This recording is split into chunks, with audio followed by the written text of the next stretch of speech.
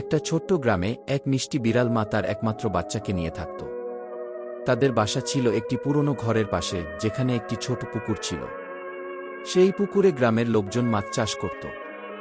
বিড়াল মা প্রতিদিন খুব সকালে উঠে পুকুরের ধারে যেত, সেখানে থাকা মাছেদের দিকে তাকিয়ে তার বাচ্চাকে বলত, এই পুকুরই আমাদের ভবিষ্যৎ।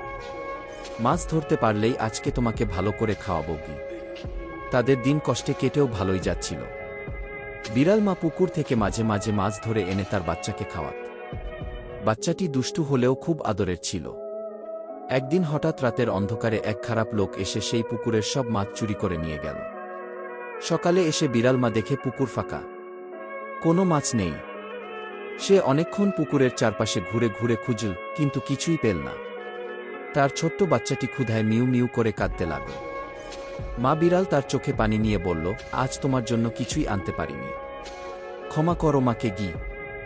সেই দিন থেকে তাদের দিনগুলো হয়ে গেল আরও কঠিন। খাবারের অভাবে বাচ্চাটি দুর্বল হয়ে পড়তে লাগল। মা বিড়াল সবসময় তাকে আগলে রাখত, কিন্তু বুকের ভেতর একটানা কষ্ট জমে উঠেছিল। যদি সেই খারাপ লোক মাছগুলো না চুরি করত, তাহলে হয়তো তারা আজও খুশিতে বেঁচে থাকতে পারত।